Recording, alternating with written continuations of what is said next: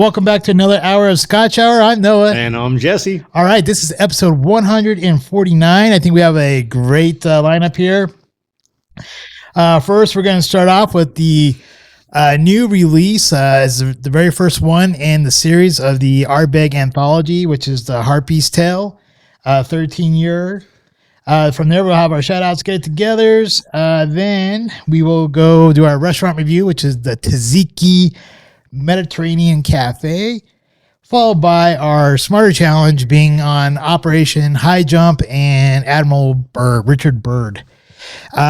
Before we get started, real quickly, thank you to all of our viewers and subscribers and watchers on YouTube and Rumble. We greatly appreciate all of you. And thank you to all the very many listeners on the many different podcast platforms you can listen to us. We also greatly appreciate all of you as well. If you do like our content, please like, share, and subscribe. Also, leave some comments down below. We love to hear from you guys. And I know recently, I think a couple weeks ago, I haven't had time to comment back, but there was a person who did leave a review of, I think it was the Ardbeg, or no, it was the Oban special release 10-year with the purple bunny.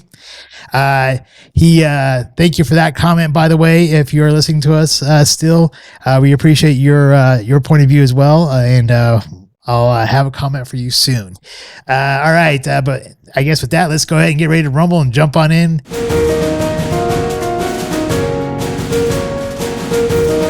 Scotch Reviewed.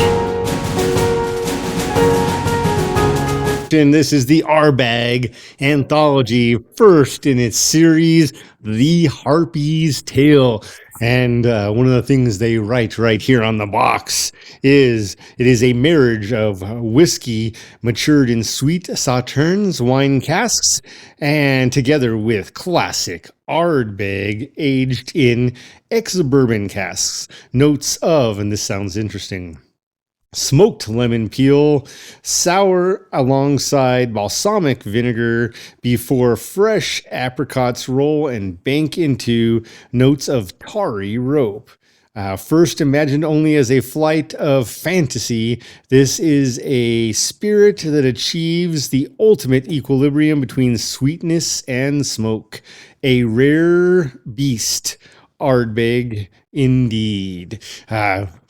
What I gotta say first of all is I love the box. The box is great. I love the shiny gold on there with the green and the black. The box is great. A little brief touches on Ardbeg. Oh man, what is this? The 8th we've tried now on the show? 9, 10th? 1, 2, 3, 4, 5, 6, 7, 8, 9. Yeah, this is number 10. All right. So, Ardbeg Anthology, things to note, is considered very rare. 13 years, non-chill, filtered, 46% ABV. South coast of Islay, the island of Islay, is where the Ardbeg distillery rests, by Argyle and Boot, owned by Louis Vuitton Moet Hennessy currently, and it is known for producing heavily peated Scotch whiskey. Uses malted barley sourced from Port Ellen there on the island of Islay. Founded in 1850, however, before they officially founded, they were producing illegally, which began in 1798. The water source is Loch Ugadale, which is also Ugadale's one of their scotches. It does have one wash still, one spirit still, with an annual capacity of 1,250,000 liters. Since its introduction to Islay, it was open until 1981. However, production was halted in 1981 and then resumed on a limited basis 8 years later in 1989. During that time, it was owned by Hiram Walker. In 1990, 1997, the distillery was bought and reopened by Glenmorangie and reopened to full capacity in 1998. Glenmorangie was subsequently acquired by Louis Vuitton Moet Hennessy on December 28th, 2004. Man, quite a lineage of history. We have enjoyed all but one of their scotches dynamically, and this one I am sure will be no different. What do you have as far as tours? Well, first off, they are currently in their winter hours, which is Monday through Friday, from 10 a.m. to 5 p.m. They will be releasing their summer hours sometime in early 2024, so we haven't quite hit that time frame yet, but they will go ahead and announce that here, I would imagine, in the next few months.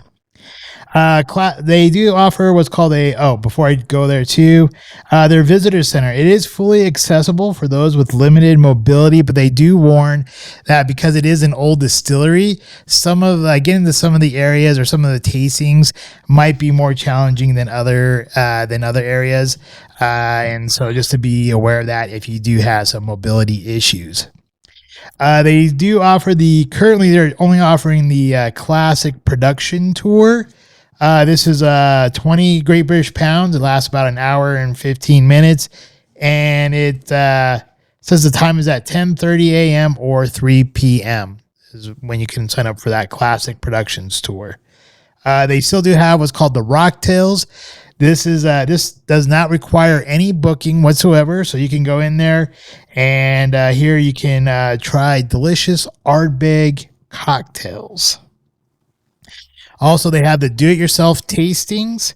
This is from 10 a.m. to 4:30 p.m. Monday through Friday. And once again, this is on demand. There is no bookings that are required for this. It does the different ranges, though. You have the core range, which is 20 Great British pounds. And that would include the 5-year Wee Beastie, the Ardbeg 10, the Anoa, Ugadal, and the Corey Vecken. Then you can go with the limited release one, which is 45 Great British pounds. And that would include the Ardbeg 8-year-old for discussion, Ardbeg Anthology, the Harpy's Tale, Ardbeg Heavy Vapors, and then Ardbeg Heavy Vapors Committee's Exclusive, and Ardbeg Hypernova. Out of all those, I think it's probably the committee exclusive. I'm assuming it's going to be there only. But the only one we haven't tried there is Hypernova. And for obvious reasons that we've mentioned, because it doesn't have a box.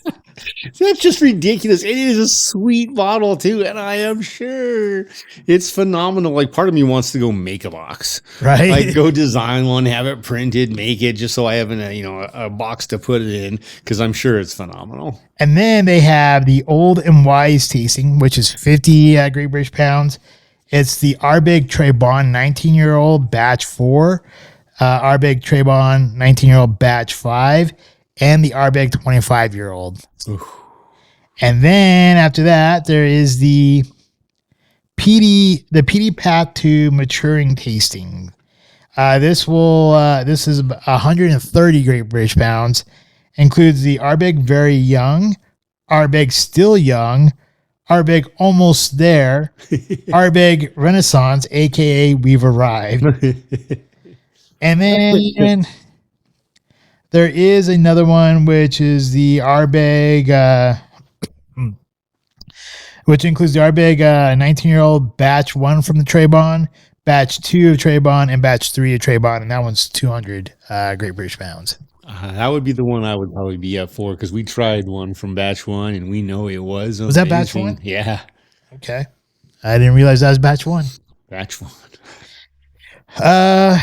Yeah, and then and also I said 1, 2, 3, 4, and 5, batch 5 too. So all those are bigs right there.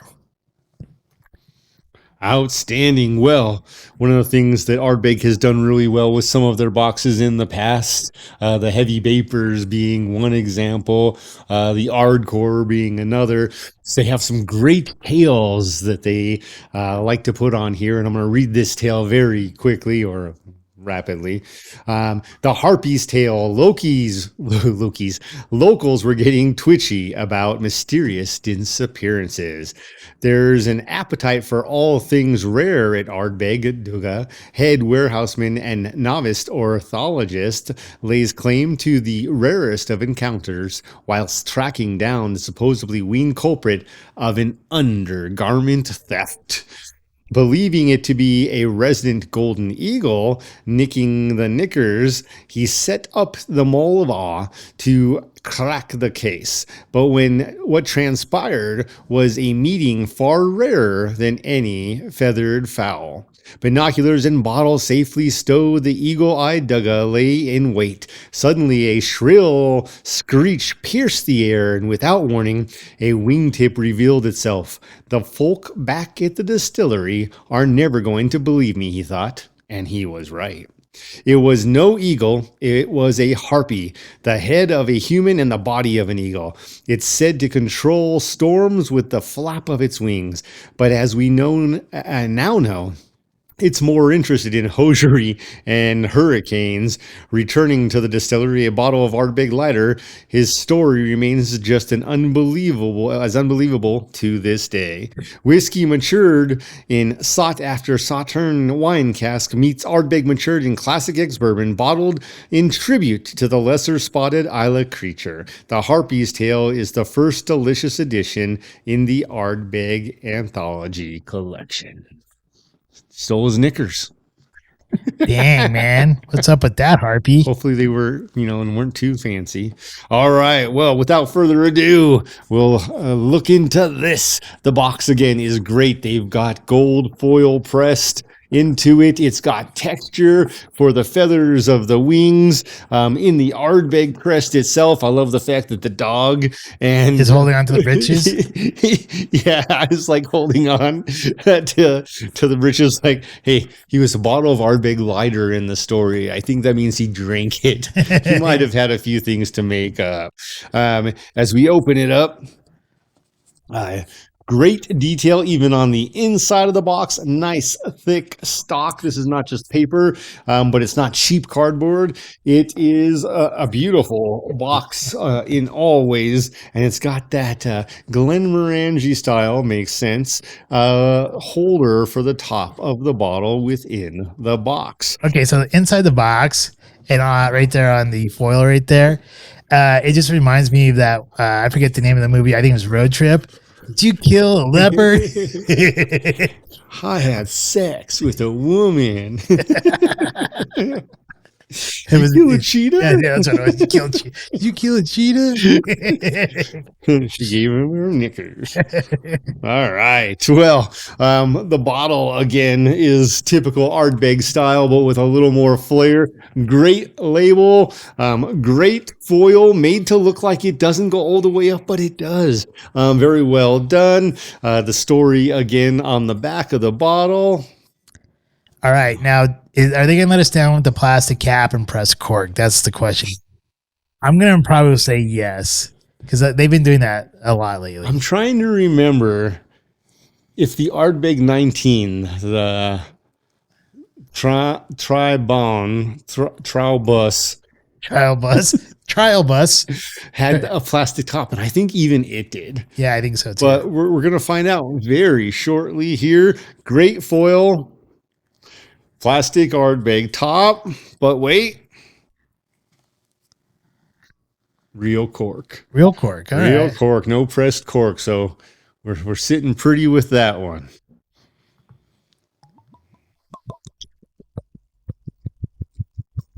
I wonder why they do the plastic. I don't know.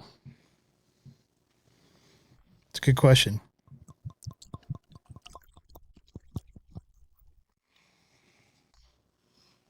Once we go take a tour, we should ask them, like, how come we don't make a box for all of them? Yeah. What's up with this bullshit? And why do you guys use plastic toppers? All right. All right. Well, I guess it's time for our warp speed and tasting notes. Cheers. Cheers.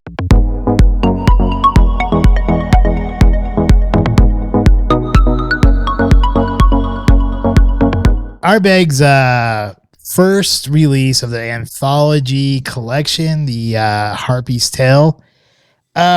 If I was that gent that they're talking about here in the story, I could see if I was drinking this particular bottle of Ardbeg, how I might be one bottle shy or short or whatever they mentioned in that story. When he got back. Oh yeah, when he got back, and I'm probably sure I would be seeing a harpy or an eagle or whatever, as he was saying. But it's actually I really enjoy this expression from Ardbeg. I'm gonna start off with the presentation. I love the presentation. I love the black, the green hues that they have on there, along with the gold. Even with the plastic top, I can easily overlook that for like how well they designed that, the story that goes along with it. There's a lot of like little things that really play into this box or into this presentation, which makes me give it a 5 out of 5. So as far as the color here, I put down light gold with with an amber hue to it. I really enjoyed I actually enjoyed the color. I gave that a 5 out of 5 as well. Now the nose. Here, it's not like super complex, but it does have some nice flavors that I got from the nose, which were initially for me when we first poured it, was smoke with some lemon zest, which then later turned into some other hints of like with oak, tar, a little bit of tar, and maybe some hint of anise or anise in there. But it was enjoyable, so I gave the nose a 27 out of 30. Now I didn't put a ton of notes here as far as the body or the palate, but it did get the highest rating from me. So here I put lightly bodied, nicely coated mouth with an oily film, well balanced with a nice sweetness of hints of apricot and lemon zest. Is what I put in there. And then near the end, I think this is where some like spice comes into play here, which I think to me on my palate, I think is like where I'm getting that anise from, or anisette, or however you pronounce it. Anisette? Yeah, anisette. But yeah, so it has that in there, and then that filters into the nice finish of smoke and oak, which I really enjoyed. So the body, I gave that 28 out of 30. The finish, a 27 out of 30. That gives me a grand total of 92 points. And here, would I take this to Black Tie Affair? Yeah, I definitely would. It has a nice flavor profile, and really the presentation, the box, and everything that kind of goes along with this particular one would make for a good conversation starter at like a Black Tie Affair or something like that. So I would definitely like take that. And it's also unique, would I take it to game night? Yeah, probably. Well, I don't know. Depends on who I'm playing the games with. If it's a bunch of like poker, if it's a bunch of guys who enjoy Scotch and that could appreciate it, then yes. If it's just a bunch of guys and some are beer drinkers or whatever, probably not. Is there a place on my shelf? Most definitely. There's a place on the shelf for this, and I honestly, if you find this, I think you should really give it a shot.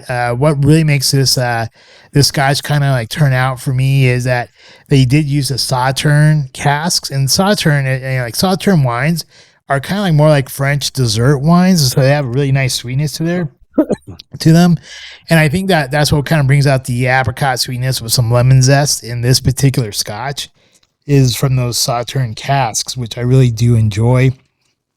But at the same time, you get that nice like stuff that like the nice smoke and maybe some hints of like a little bit of peat in there and stuff like that you would normally expect from something that was aged in ex-bourbon casks and most scotches.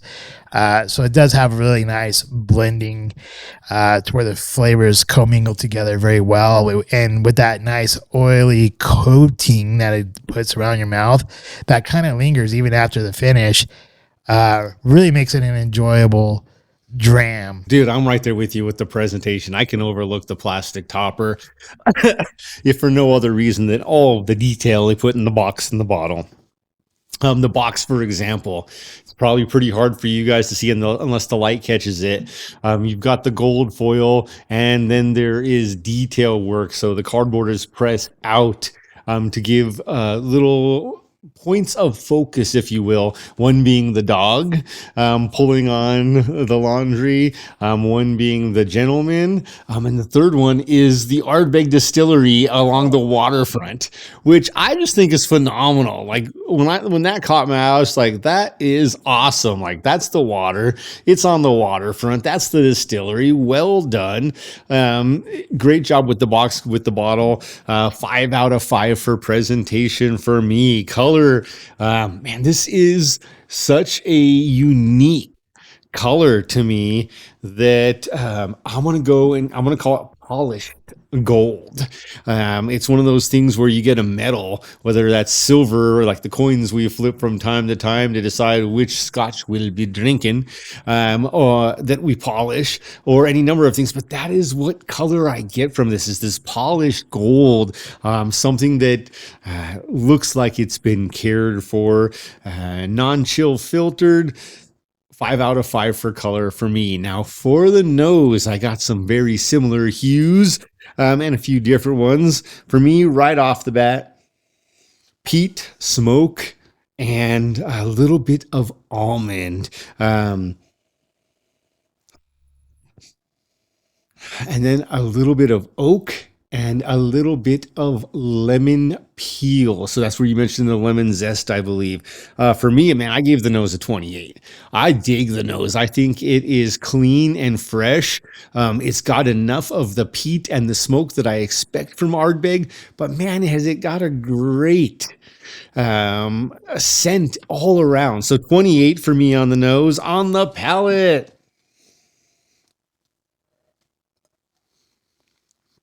I am loving the palate, just like I am loving the nose. It's almost like a chewy, like you mentioned, it like coats the mouth. It's like coats my teeth. And for me, it's not as much oil as it's like nougat. Like when you're eating a candy bar and you get a piece of nougat, and it's creamy. It is delicious. It's almost chewy, even though it's a liquid. And that is immediately followed by vanilla bean. Mild. I'm going to say this is surprising, but absolutely present. Mild peat and smoke. Oak comes out then for me. And then it took me a little while to find it, but those smoked apricots towards the end of the palate, right as the finish is beginning, and then a little bit of, and this is where I'm going to throw the oil in. I'm going to say eucalyptus oil, is because the eucalyptus, it leaves the mouth feeling so clean, like I've brushed my teeth, and I love it. And part of that is that oily, though, like keeping it clean, keeping it shiny. Like, yeah, I feel like it is beautiful. It is a 28 on the palate for me. On the finish, oh man, the finish, it is thick, creamy. And when I say creamy, it's like a smoked vanilla cream. It is delicious, with a little bit of peat and a little bit of coconut. And then, it's taken a little while for it to really open, but that eucalyptus is finally staying along from the body to the finish. And it is making me want more. I love that. What I don't love is that this is not a cheap bottle. This one, I think you pick up for right around 170. So right around that price range. It is very rare, so it was super limited. I don't know if you can find it, like you said. With that though, the finish got another 28 for me, so I rated it 2 points higher than you. I gave it a 94. It is a great expression from Ardbeg. And again, it has the things that I look for in the 10 or an Isla peated smoky scotch, but it also has so much more. And I am digging that because of that. Man, would I bring this to a black tie? Hell yes. It's a little flashy, absolutely. But I would absolutely bring this to a black tie event because, man, this is something that should get noticed.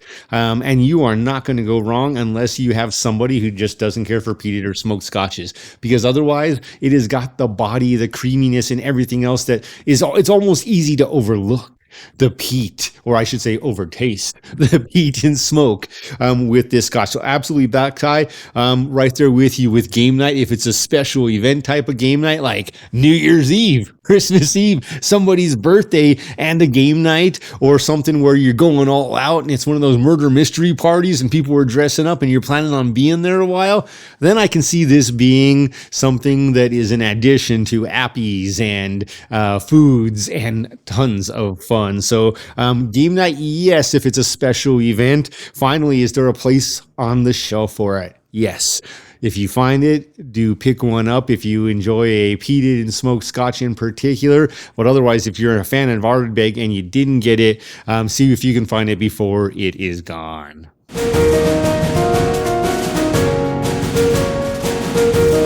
It's time for our shout-outs. My one piece that I will give a quick shout out to is Aiden and his basketball team.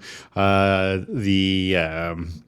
they continue to do great things. Cherokee Trail Junior Varsity team, well done, you guys. You guys are fun to watch. Aiden, of course, you're my favorite because you're my son, and I love to watch you play. So thanks for being a team player and doing lots of great things. You're always going to ruffle some feathers when you do things your way, and that's okay.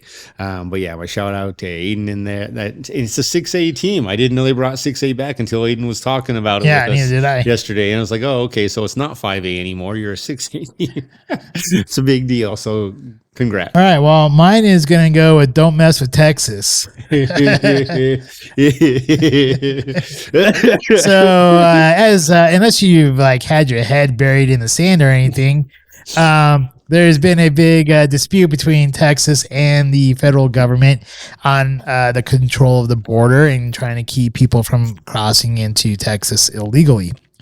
And Texas has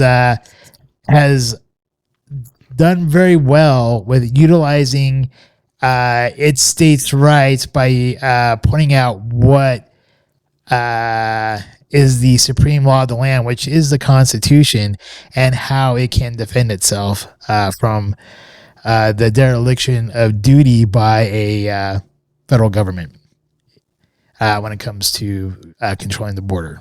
So I stand with Texas. I'm giving them a shout out, and that's where I'll leave that one at. Dude, like, I've lived in Colorado my whole life. Like, I'm about ready to move to damn Texas. I don't care if some people call it boring and it doesn't have mountains at this point. Guess what it does have? A Gulf Coast. Guess what it does? Guess what it doesn't have? A whole lot of liberals. Just joking. Just joking. No, Not really. It probably does have a lot of liberals. They're just not in control.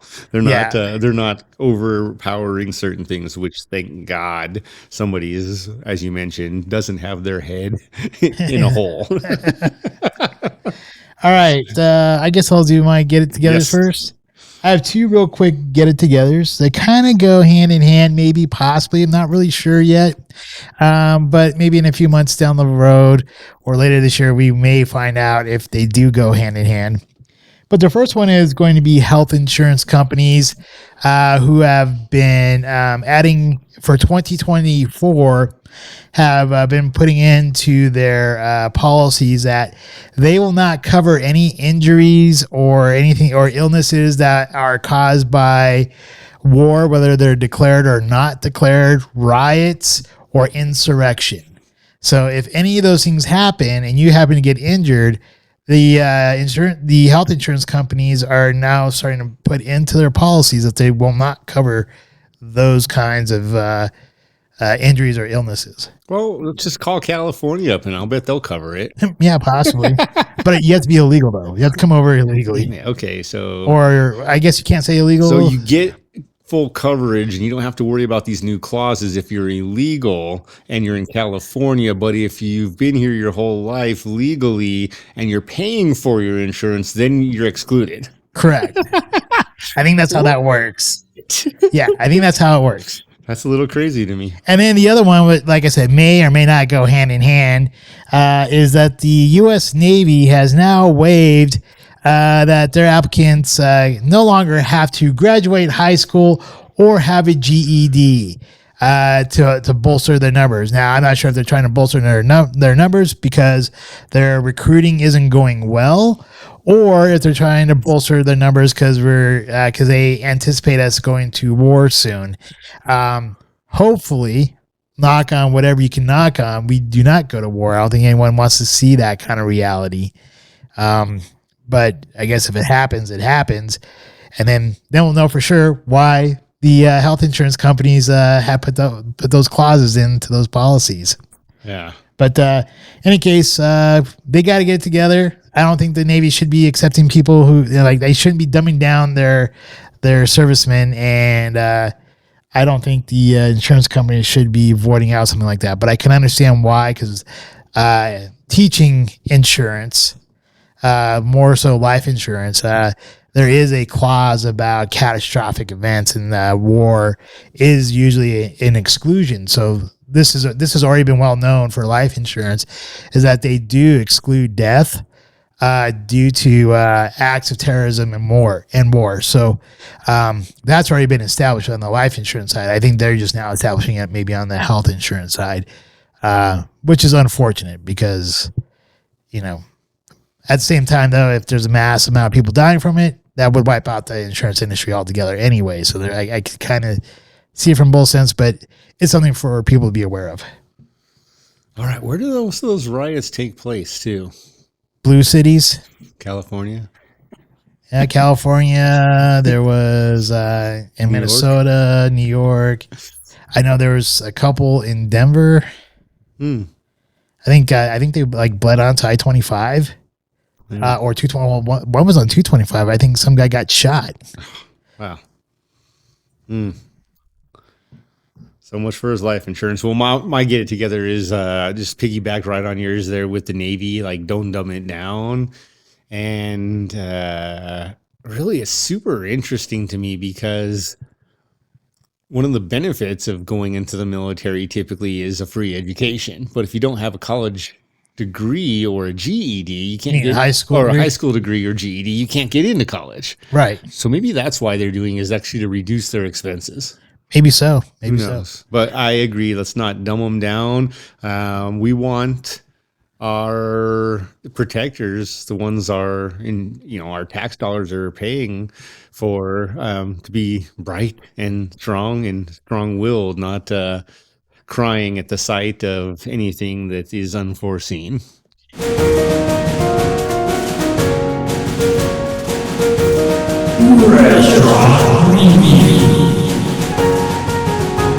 All right, this week's restaurant review, Taziki's Mediterranean Grill off of Hampton, just east of I-25.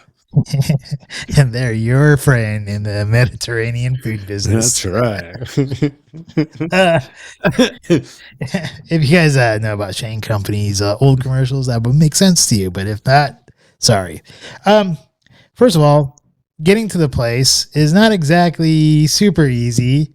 Hampton, right there by in that area, is pretty busy, and the parking lot is not very well lit at nighttime. Dude, it's a shit show. And I don't know if it was me, but it feels like, or maybe I was just driving bad that evening. I don't know. But it felt like the parking spots were on the smaller side for parking. And so I think it's more accessible for probably compact cars, than it is for like my vehicle, which is I'm not sure if it's considered a midsize or a full size sedan, but I have Hyundai Sonata. So it's definitely not a compact car. I can tell you that much. um, um, when you first walk in, the other thing is like they don't have their signage outside lit up. Yeah. How are you supposed to tell like you're in business if you don't have your signage lit up?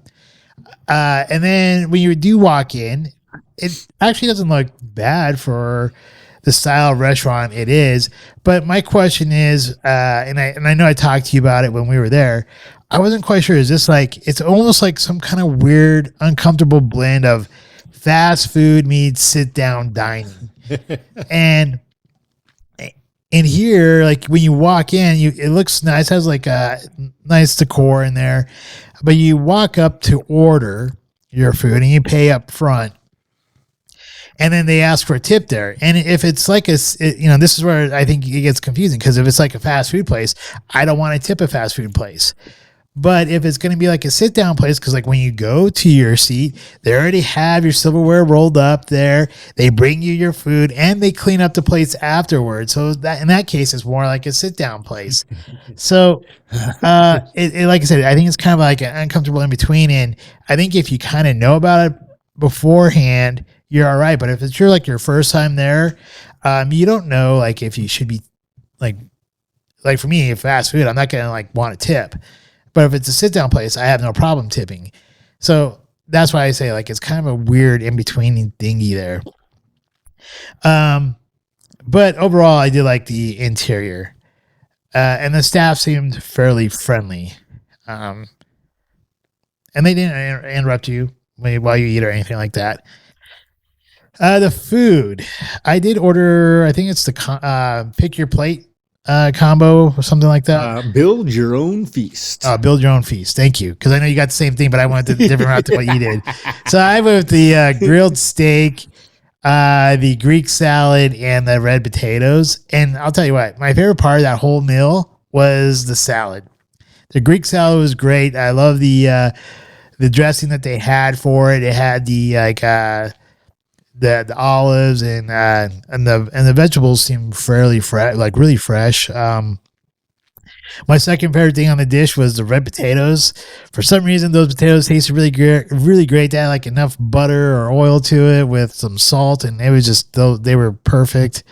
Very delightful. I enjoyed that, and the meat wasn't bad. I think they cooked the steak fairly well, and the sauce that you get with it is some kind of like.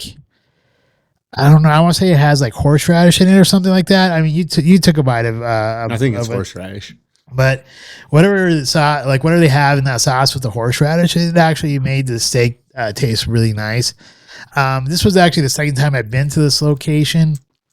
I think about 2 days prior, I stumbled upon it and had their beef sandwich, which has a nice coating of that on. It's kind of comes like in a hamburger bun, comes with chips and a salad. But it had that sauce on that steak sandwich, and it tasted really good. So I think if I were to go back there another time, which I'm not sure if I am or if I would or wouldn't, but if I'm in the area and I'm looking for something to eat, possibly I'd go back there again. I probably would go with the steak sandwich as opposed to build your own plate or build your own feast. Is it a destination? No. I think there's other Mediterranean places nearby that I'd rather go to. I think we reviewed a place called Opa Grill. I'd much rather go to Opa Grill. And then there's also the Med Grill, I think it was. Mediterranean Grill. Not too far from us as well. And I think that place, just because of the owner and like the food that he makes, like it's pretty dynamite for $15 comparative to like what we got here. I think the main drawback of the Mediterranean Grill is that you can get like any like wine to go with your meal, if you like wine with your meal. So overall, the food I actually really enjoyed. I'm gonna give it I think it's like on the cusp of fast food / sit down. So I'm gonna go give it more of a fast food score. So that way I'm gonna say like the food was a solid 9 on the fast food scale. The service, that would be a 9 on the fast food scale because I thought their service was pretty good. And would I take a date there? I could see taking a date there, I guess.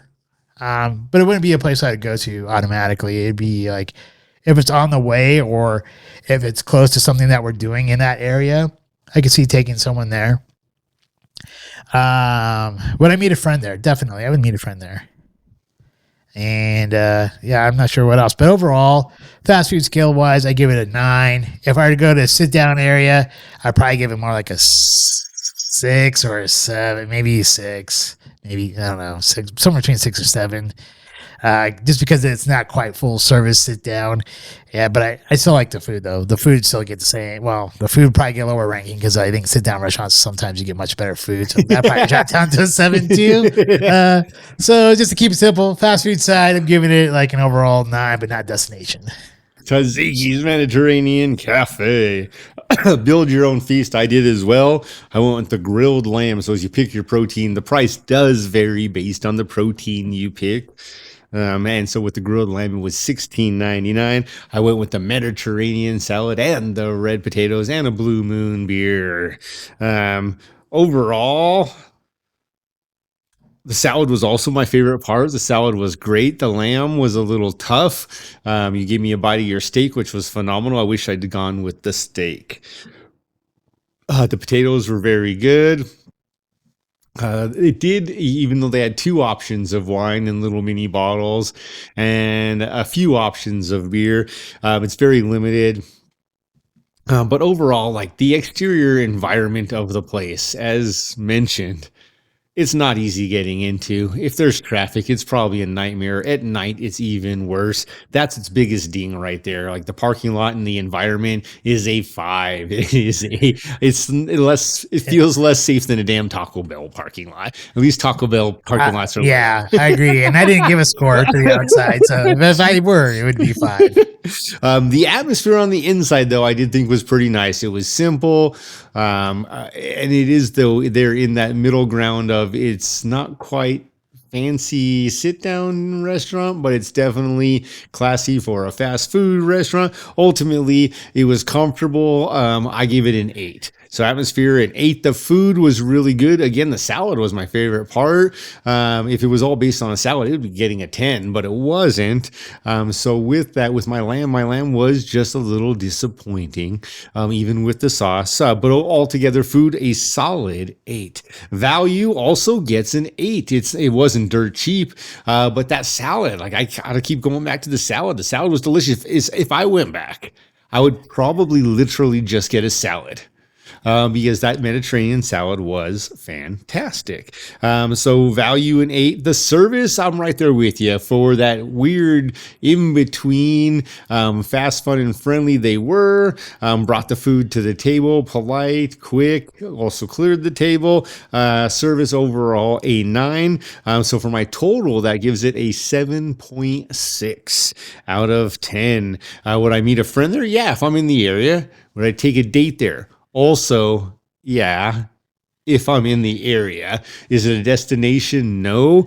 And much like you said, if I'm going, like literally, the reason I would go there to meet a friend or a date would be to get the salad again. That's literally it. I mean, the salad was that when you get lettuce that is that fresh and crisp, you remember it. And the nuts and the garbanzo beans, the onion, the balsamic salad dressing, everything was great about that. But it would all revolve literally around that salad, because otherwise I'll pay a couple dollars more somewhere else and get real service, sit down service, where I have extra time for a date, where you're just shooting the shit, having an afternoon with a friend. That's the other thing, is it's right there in between. Like, it didn't take a long time to get the food, but it was also not busy. And typically when you meet a friend, you're looking for either that dating type of experience where you want it to be nice and slow and drawn out, or you want it to be super quick.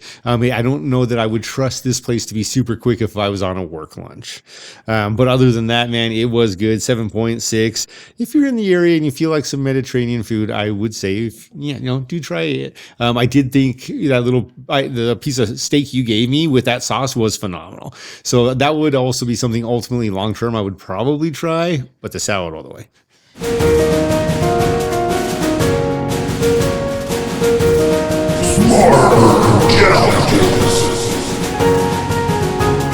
This week's Smarter Challenge was to, we're going to sit here, I guess, was to research Admiral Byrd and Operation Highjump. And I guess to give you a brief synopsis, everyone, on Operation Highjump. Also known as Task Force 68.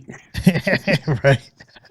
So, some information here to kind of like set the stage, I guess. We had the Perry-Reese map. The Perry-Reese map came out in 1513, and it shows an ice-free. It's an ice-free map of the Antarctica, and it's really accurate. And this is where, and this has been kind of like there's a debate going on, like how was this information so accurate? Because most scholars say that Europeans are basically, when we've modern age had discovered Antarctica wasn't until 1812.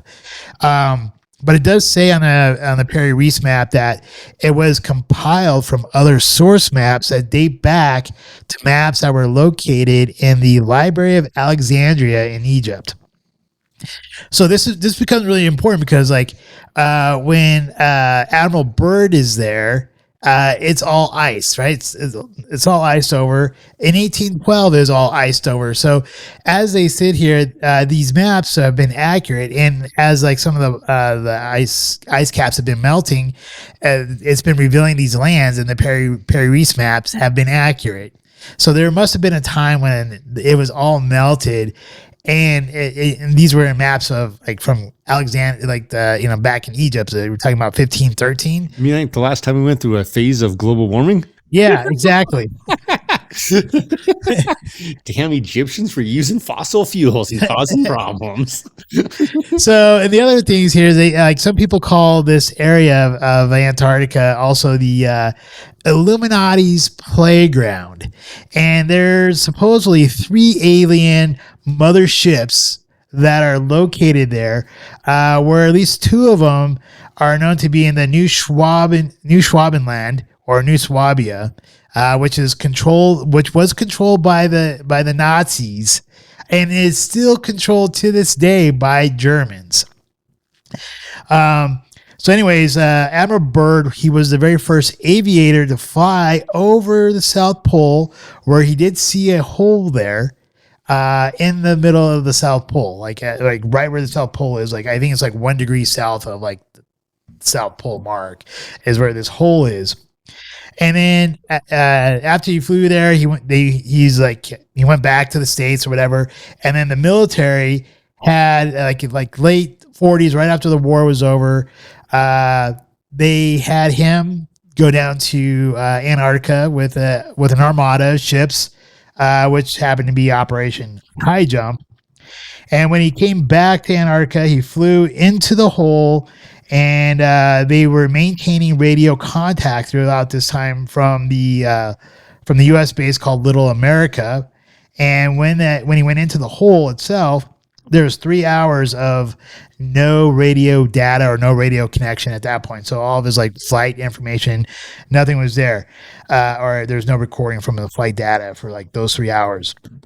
And then in 1990, his son released the diaries of Admiral Richard Byrd. And in his diary, he said that when he flew into the hole, this is where Hollow Earth theory comes into play, is that when he flew into the hole, it was fertile green valleys, and he could see a woolly mammoth there. And as he was flying in there and he saw this woolly mammoth, 2, what I would say UFOs intercepted him and took him to a crystal city, as he describes it. And these people had German accents. There's Nazi swastikas all over the place. And he met with the person called the Master, which happens to be the leader of the group, the leader down there. And this Master had lectured Admiral Byrd about the irresponsibility of using atomic bombs, and said it's akin to a child playing with matches. And so then we go into the battle of Operation Highjump, and here they went to they flew over the base 211, so base 211, surveying it, and they did some spot bombing there, and then nothing. They didn't really see anything too big happening right there.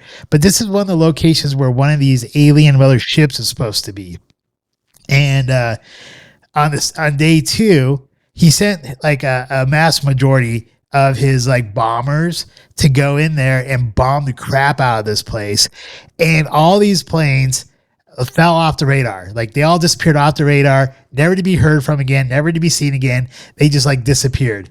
And after that happened, 2 ships came out of the water, confronted Admiral Byrd's armada, cut one of the ships supposedly in half with like a laser beam or some like direct energy weapon, cut it in half, sunk that ship. They only took out one ship, and then that ended the 6-month Operation Highjump.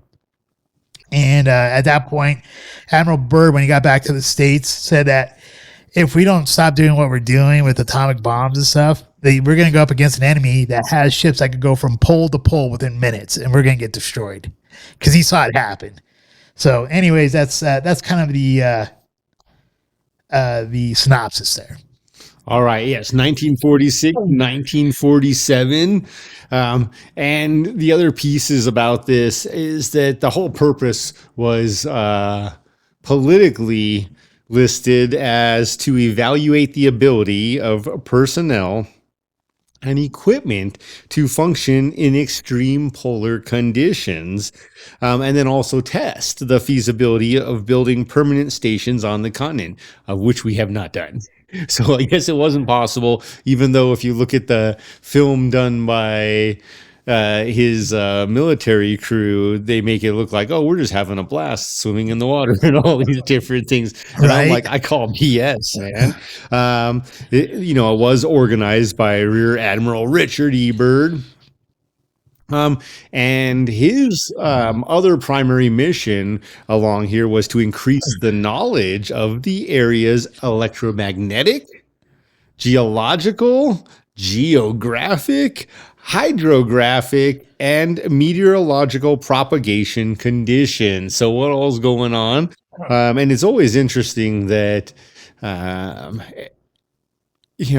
all these different countries were flocking there at this time. So again, this, Operation Highjump, 1946 to 1947, all these different countries are flocking there, ours included, to try to get a look at it. And then shortly thereafter, hey, there's nothing to see here, guys. Let's just make a treaty where none of us go back.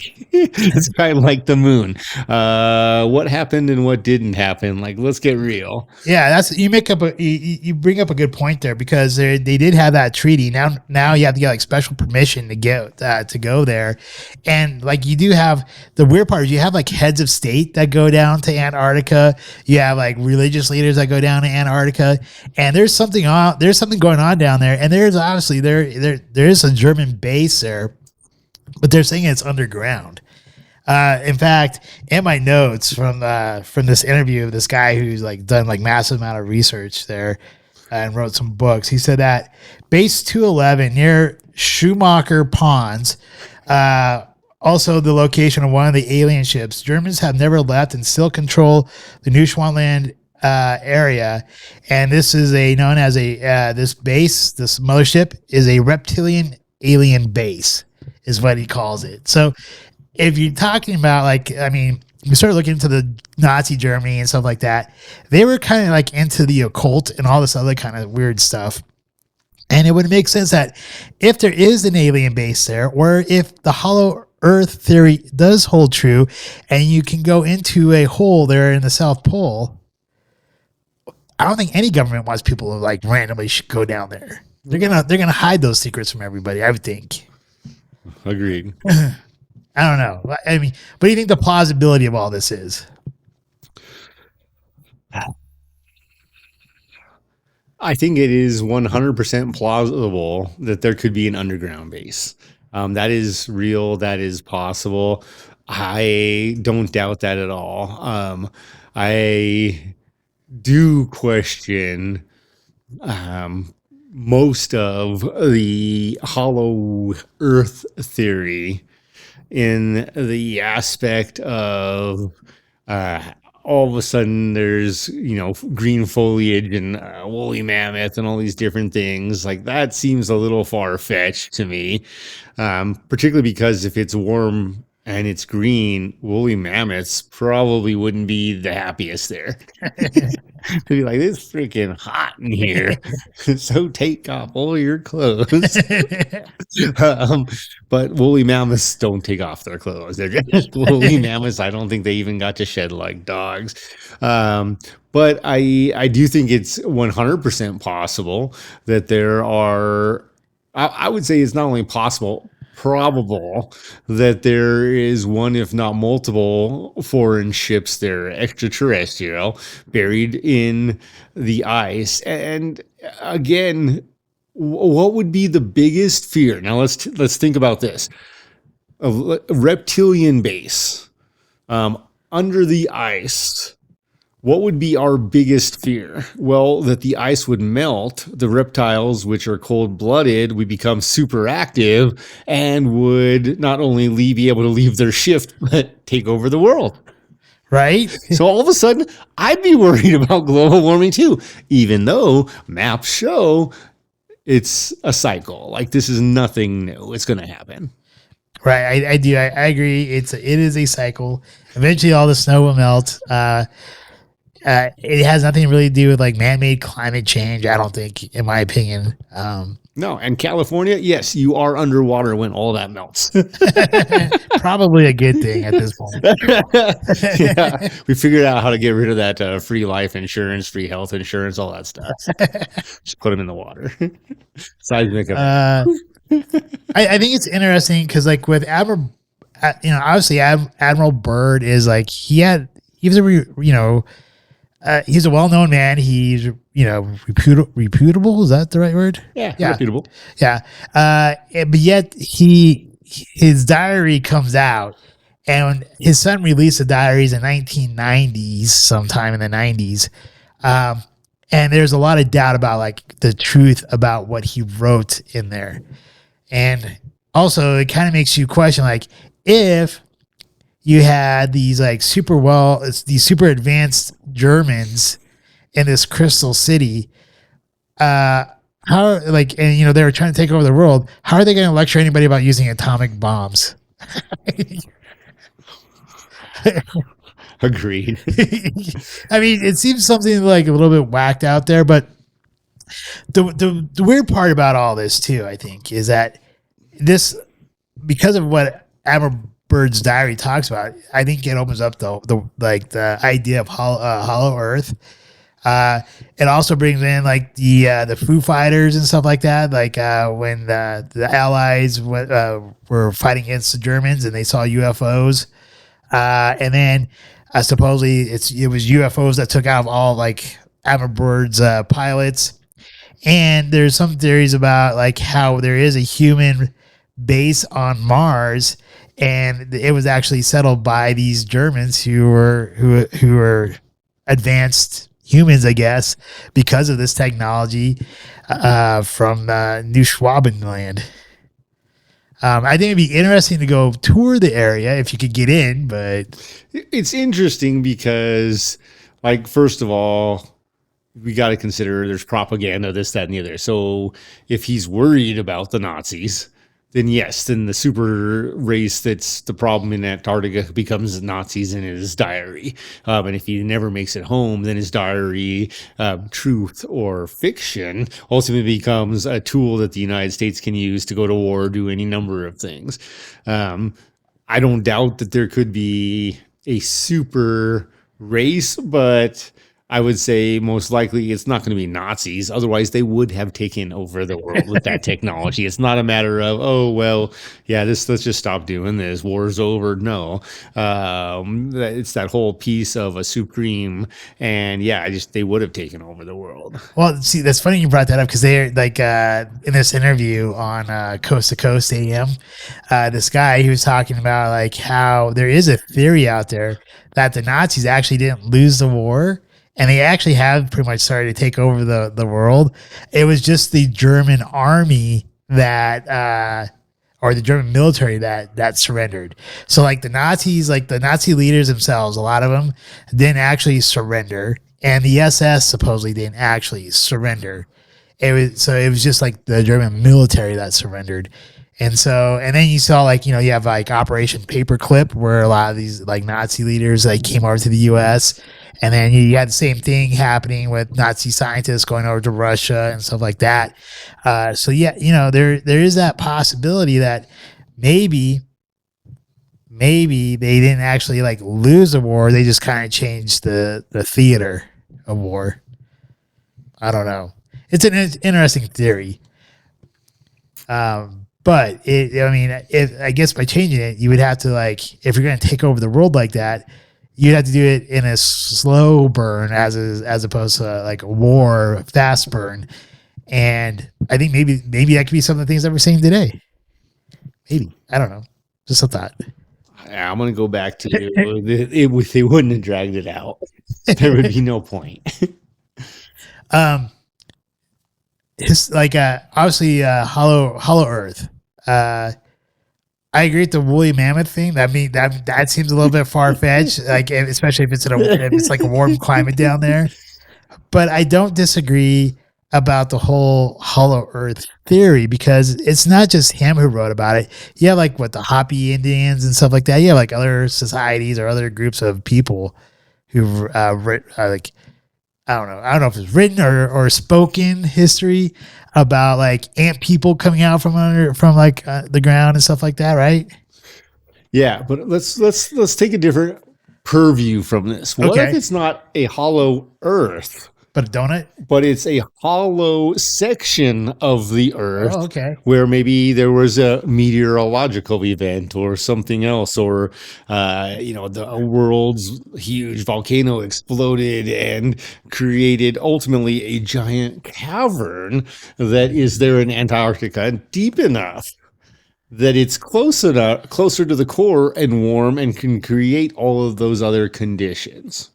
That's a high probability because supposedly Antarctica has something like 97 active volcanoes, which I imagine you're probably talking about some kind of super Cordova, I think is that what they call them?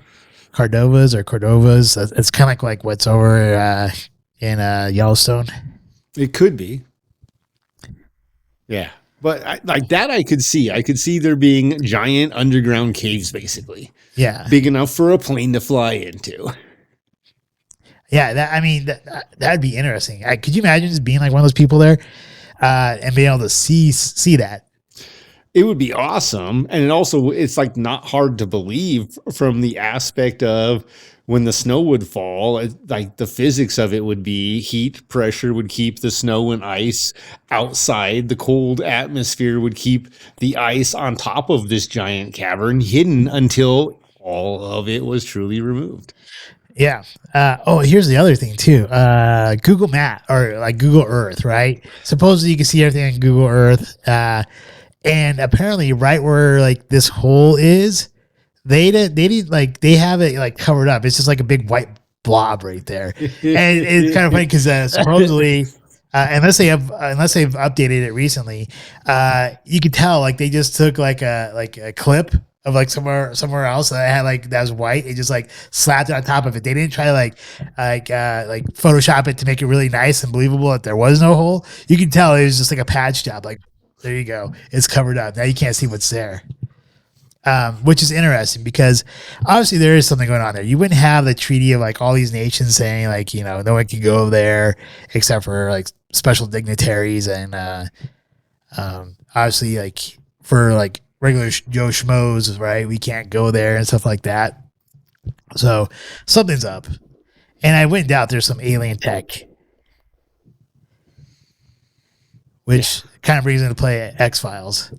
Because X-Files talked a lot about aliens, and like I think either in one of the season endings or in one of their movies, Mulder had to go to Antarctica to go save Scully from an alien ship in Antarctica. Well, like, let's face it. Also, what are alien type of beings? Predators. What did Alien versus Predator show? A civilization Right. in Antarctica under the ice. Oh, wait, kind of in a giant cave under the ice that would have looked like a crystal city because the ice. Exactly. So there you go. All right. Is there anything else you want to touch upon with Admiral Byrd, Operation Highjump that we didn't cover? I think it is an interesting piece because it's undeniable history, but it shows how our military forces, even in 1946 and 1947, were telling us what they wanted to tell us. The politicians were hiding things even there. And anyone who doesn't think that there are elites in this world with world power, what other purpose, just other than that, would there be not to have, like, you can't just go to Antarctica. You can't. You can't just, even if a billionaire, you know, Bezos can't go create an expedition to go to that part of Antarctica. I'm guessing they wouldn't even give him permission because there's something they don't want him to see. Yeah, and I think you brought up a great point too. Like the propaganda that they use, like that film that we watched is like 40 minutes long of his actual footage from his team being out there. Not one mention about any of this, like New Schwabland or the Germans or anything like that. It's like, oh, look at the penguins. Look at the water. They're like diving in the water here, really swimming. And yeah, and when they've admitted that half of that film wasn't even done in Antarctica, it was clipped from different pieces filmed once they got back out of Antarctica into warm waters and stuff. But they made it seem like it was like all rosy and fun and Yeah, like, this is great. yeah, and then obviously the politicians didn't want anything to happen, and even like Admiral Byrd with that whole comment about an alien or not alien, but an adversary who had ships that could go from pole to pole in minutes. Like he was silenced on that. He wasn't even supposed to say that. He just happened to say like to like I think some like South American magazine before they put the kibosh on him. So, anyways, what's our next week's challenge and stuff? All right, next week's Smarter Challenge. All right, how many times you think you can make it to the gym in the next 7 days? Starting tomorrow? Yeah, tomorrow, today, whenever you want to start. I'm gonna say 3 for sure. Okay. That's my commitment is 3. All right. Because I have a bunch of tutoring sessions coming up, so I'm gonna go for the 7. I'm gonna go for a solid 7. And then one of our things is to follow up and help hold each other accountable. And then the Smarter Challenge piece is, how does it help or hurt to have friends help hold you accountable to a commitment you have made? And then what are the different possibilities? So, for example, if you undercommit or if you commit to something realistic, probably a friend pushing you is not going to be that hard. All of a sudden you overcommit, and all of a sudden every time a friend mentions it, it's going to pinch a nerve. Right. Right. So that's really the piece of it is to if you get another opportunity for yourself, with someone at work or anyone else, create a commitment, realistic or overcommitting, and really just test the waters for yourself and see, like, does it help? And again, this is part of the point of last week's Smarter Challenge is the importance of not overcommitting. That's a good one. Have an accountability buddy, which reminds me of an episode of South Park where I think it's is it Butter? I think it's Butters. Butters goes to a camp to turn gay people into straight, and Butter is getting introduced to his accountability buddy in his room, and the guy ends up hanging himself. Such a messed up show. Funny. So messed up. It is. And the funny part too is like Butters isn't even gay. He just got like some like bad turn of events happen to him because of Cartman, of course. Oh, it's always Cartman. I'm not fat. I'm just big bone. Anyways, all right. Well, if you guys made it this far, thank you very much for listening to us. We greatly appreciate you hanging in there with us. Thanks again to all the viewers on YouTube and Rumble, as well as all the many listeners on the many different podcast platforms. We greatly appreciate all of you. Please like, share, subscribe if you like our content, and leave some comments down below. And we will try to respond back to them as best as we can. And with that, give it to Jesse to close us out. All right. Remember, life is great. That doesn't mean it's always going to be easy. In fact, it probably should not be. Remember, do not drink and drive. Drink responsibly. And there's a lot that goes into that. So be smart. Take care of yourselves, your friends, your family. And remember the importance of mental health. And until next week. Scotchman! Cheers. Cheers. We hope you enjoyed this evening's episode of Scotch Hour. If you did, please like, share, and subscribe. Also, if you have not done so already, please become a Patron member with memberships starting as low as $1 a month. Thank you, and hopefully you have a wonderful evening.